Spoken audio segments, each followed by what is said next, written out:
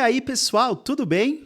Vamos lá com mais um episódio de O Fator Coruja, o podcast que alia filosofia, educação e ciência. Eu sou o host André Hedlund e estou aqui para falar sobre um assunto espinhoso que tem dado o que falar nos últimos dias, que é a utilização de celular em escola, principalmente em sala de aula. Temos uma lei que foi sancionada há pouco tempo que proíbe não, restringe a utilização desses aparelhos digitais, que muita gente aqui vai dizer, peraí, eles não são bons para aprendizagem? E aí, vamos analisar essa situação, esse contexto e vamos pensar no seguinte, será que fez bem? Vai fazer mal? Será que a gente tem outra solução? Será que restringir ou até proibir não é uma atitude muito drástica? Vem comigo que a gente já vai discutir.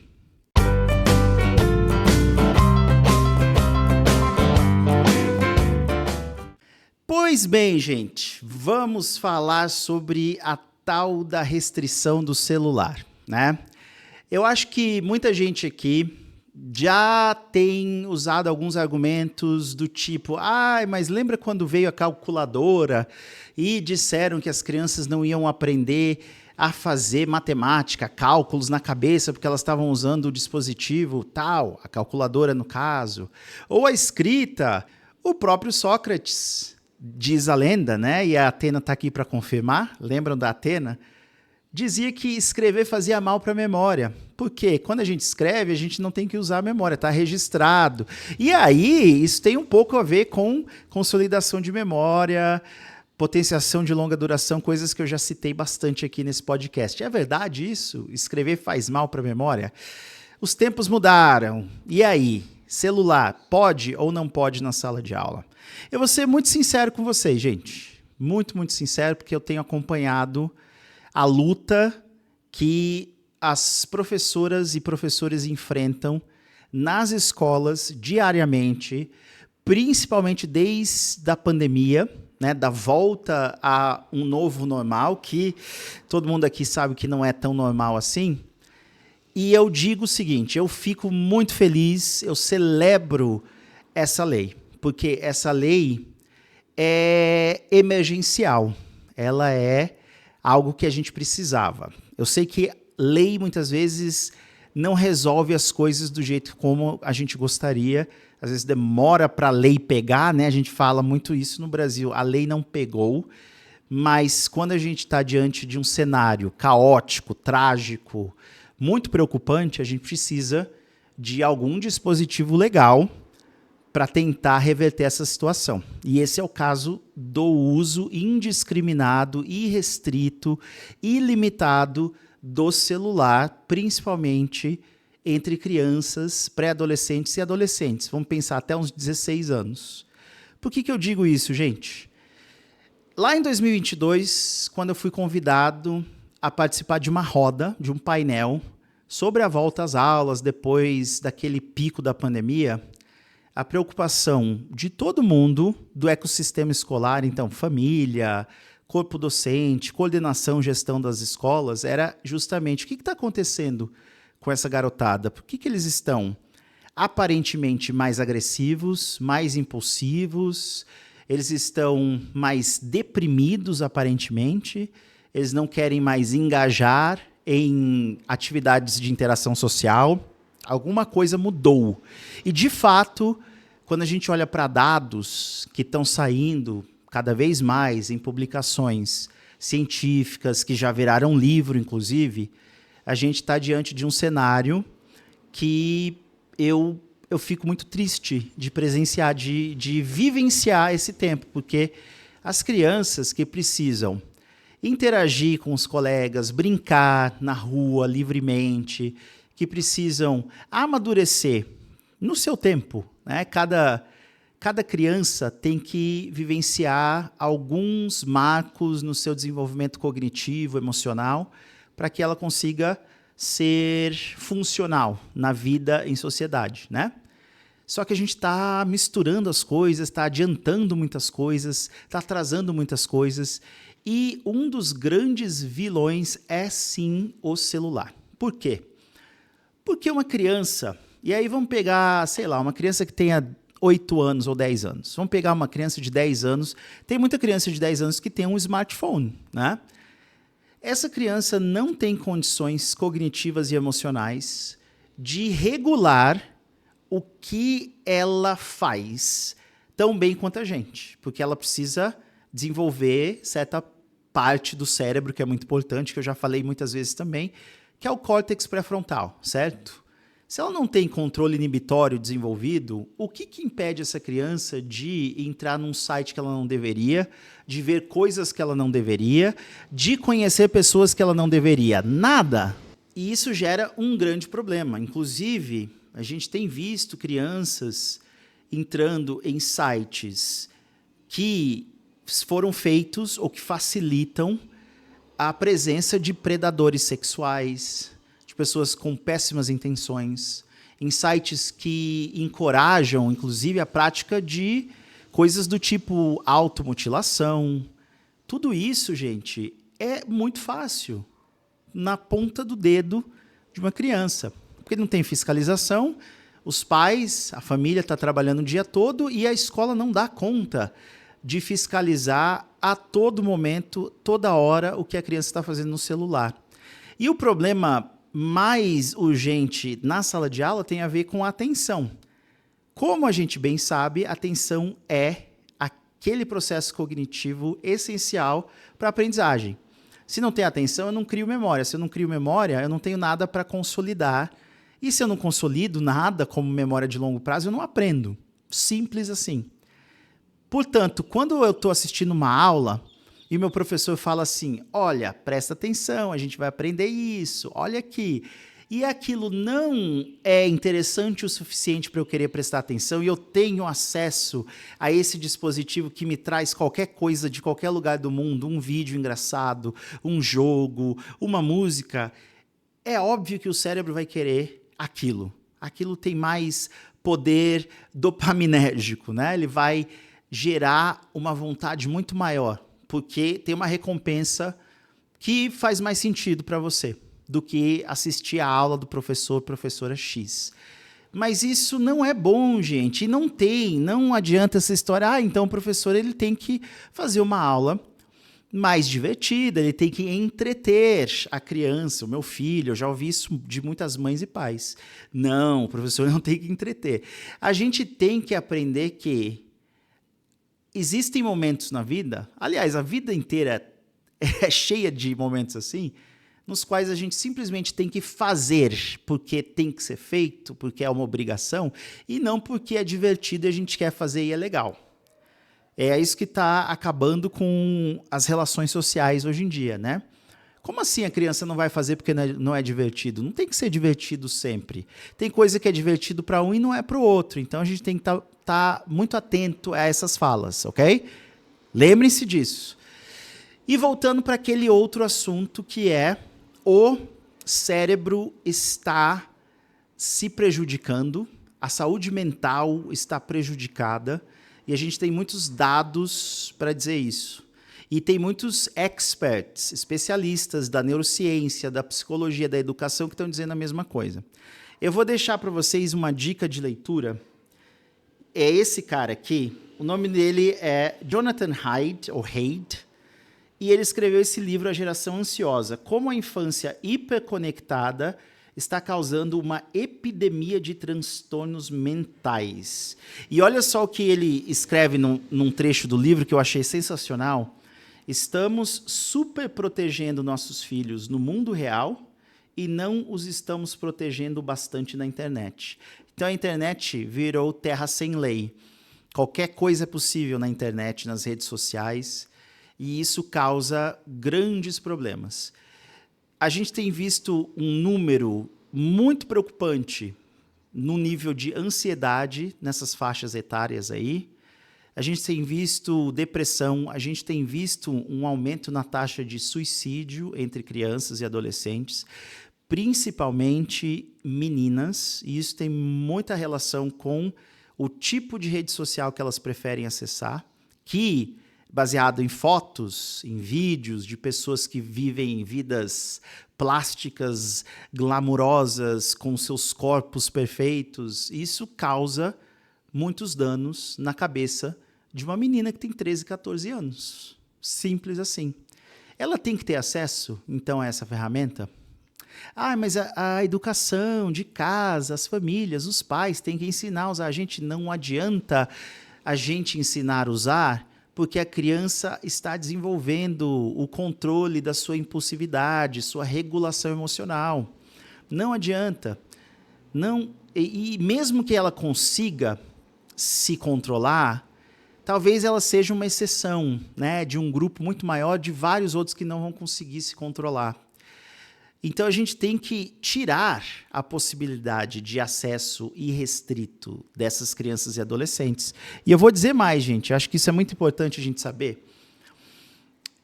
E a questão da aprendizagem pedagógica não vai afetar? Eles não aprendem melhor com os dispositivos digitais?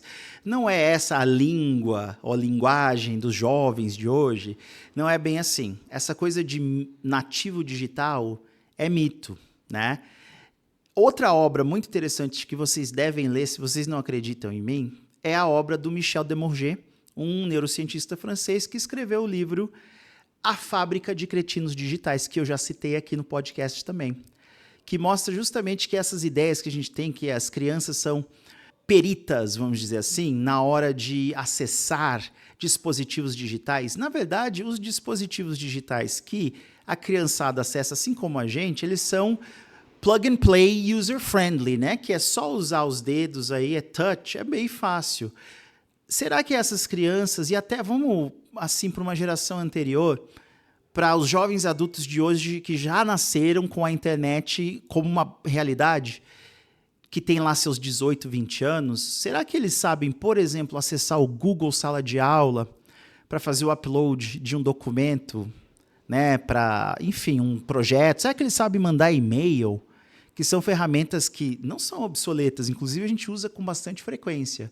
Mas eles sabem, claro, usar o celular para acessar o TikTok, para fazer edição de vídeos. Então, não é bem assim. Esses dispositivos atuais, eles são muito fáceis de usar, qualquer um sabe usar. Só que a gente tem que ter clareza, não dá para permitir que crianças e adolescentes usem de maneira irrestrita um negócio que dá acesso ao que elas quiserem. Inclusive, pornografia, vídeos de violência extrema. Tem criança, gente, assistindo pessoas sendo decapitadas. Não é mentira. Há alguns anos, um aluno meu que já era adolescente, quase jovem adulto, me mostrou na sala de aula o vídeo de uma pessoa sendo decapitada, um vídeo real. E foi horrível, até hoje eu lembro daquela cena. E assim, eu falei, por que você está assistindo isso? E é esse tipo de acesso que a gente está falando. Não dá para restringir essas coisas sem restringir o uso do celular. Agora, o celular pode ser usado de maneira pedagógica, com fins, com o propósito de ensino e aprendizagem? Claro. Só que isso tem que acontecer também de maneira extremamente controlada e, eu diria, mais do que isso, esporádica. Porque é justamente nessa fase do desenvolvimento humano que a gente tem que aprender a ter relação social, interação, olhar no olho, estar junto, porque é isso que faz o cérebro se desenvolver bem e não ficar isolado. A tela, mais do que a gente pensa, isola e não junta. Quando a gente tem telas no mesmo local, as pessoas elas não se comunicam, não se olham no olho, cada um fica grudado na sua tela. Inclusive a gente é viciado. Ela engaja e interage, ou melhor, conecta com outros lugares do mundo. Isso é sensacional, a gente pode explorar essa facilidade. Mas em alguns momentos, eu mesmo já usei isso. Meus alunos já entrevistaram gente online, pessoas da Polônia, pessoas dos Estados Unidos, de outros países europeus. Isso é muito legal. Já criaram comunidades e fóruns e já usaram redes sociais para acessar grupos que compartilham coisas interessantes que servem para a aula. Mas tudo isso de maneira muito controlada. Mesmo assim, eu sei que eu falhei enquanto professor, porque eu não tenho tanto poder assim de dizer, para de usar esse celular, não quero que você use esse celular. Em várias aulas eu tive que parar, porque eu não conseguia chamar a atenção dos meus alunos que estavam ali imersos, às vezes até como zumbis, olhando o celular, né? Então, tem vários pontos aí que a gente pode explorar, mas esses dois que eu vou reforçar agora são os mais essenciais. O celular usado toda hora, em todo momento, na sala de aula, quando a gente tem que estar prestando atenção no professor, no material, ele fragmenta a atenção. A atenção já é uma commodity escassa que é essencial, que é a base da aprendizagem. Se ele fragmenta a atenção, não dá para usar. Não dá para eu prestar atenção num vídeo enquanto o professor está falando, ou mandar mensagem, ou enquanto eu tenho que trabalhar em grupo. Não tem como, gente. Agora, em alguns momentos, sim. Então, atenção. E o segundo ponto essencial está causando uma epidemia de transtornos mentais, como disse o Jonathan Haidt, né? Isso quer dizer que as crianças estão menos preparadas para a vida, para as coisas que estão acontecendo. Por favor, gente, vamos parar, então, de usar o celular de qualquer maneira sempre, e essa lei vai reforçar isso. E eu já presenciei coisas complicadas. Eu termino aqui com um caso de um aluno que foi empurrado, dizia ele, né, que ele tinha sido empurrado por um colega, e ele parece que estava distraído no celular, estava todo mundo no celular, enfim, e ele, com o celular, avisou a mãe, e a mãe chegou muito brava, querendo brigar com alguém nessa escola, e ela, sem verificar, eu acho que eu contei isso até num dos últimos episódios, né? Sem verificar o que tinha acontecido, já acusou todo mundo, menos o seu próprio filho. Quando viram a gravação, porque tinha câmera, né, no pátio, viram que de fato não foi nada do que a criança contou, ninguém tinha culpa, enfim. Então, é complicado. Complicado você ter esse acesso imediato também com seus pais, pelo celular, e de repente vem alguém querendo tirar satisfação, porque são pais super protetores, né? O Jonathan Haidt vai falar disso, eu chamo ele de Haidt, eu acho... é um nome alemão, né? Então seria Haidt. Então, Haidt porque ele é americano, mas enfim. Ele vai falar que as crianças, elas têm que entrar na categoria de não frágeis, mas antifrágeis. Elas são frágeis, claro, em vários aspectos, mas assim, as crianças, elas não são como coisas que quebram facilmente. Elas são como pessoas, seres que estão em desenvolvimento cognitivo, emocional, socioemocional, que precisam de algumas frustrações e até pancadas na vida, pancadas não no sentido de pai e mãe tem que bater, não. De, às vezes, dar com a cara no brinquedo e cair, se machucar, pancadas da vida que a gente recebe, para aprender a lidar com isso. As crianças precisam disso. Quem é que nunca ralou um joelho aqui? Quem é que nunca quebrou o braço ou a perna? Quem é que nunca torceu o ombro? Essas coisas fazem parte. É óbvio que a gente quer proteger, mas elas têm que acontecer em algum momento para que a criança entenda seus limites, né? Que ela entenda que tem coisas que ela não pode fazer porque são perigosas. Tem coisas que, quando ela faz, ela afeta os outros. Ela tem que aprender o lugar do outro e o seu lugar. E isso ela só vai aprender na vida, vivenciando. Certo?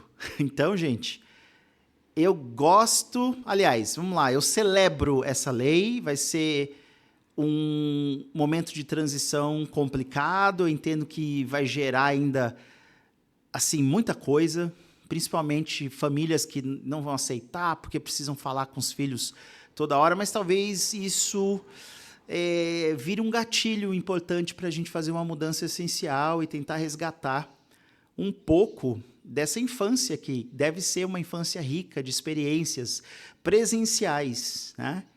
E aí, num próximo episódio, a gente pode até falar dos níveis de QI que parecem que estão caindo, coincidentemente, ao mesmo tempo que as redes sociais viralizaram ou ficaram extremamente populares entre essas crianças e adolescentes dessa faixa etária.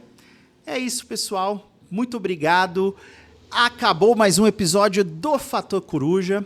Se vocês quiserem saber mais sobre o meu trabalho, inscrevam-se no canal, mandem para o colega, para a família, professor, gestão, quem vocês quiserem. E não se esqueçam, tem livro, gente. O meu livro, O Fator Coruja, que fala disso e muitas outras coisas. Se vocês quiserem um autografado, entrem em contato comigo que eu mando para vocês. Ou procurem na loja da WeClap, que vocês vão encontrar. Beijos, abraços, até o próximo episódio.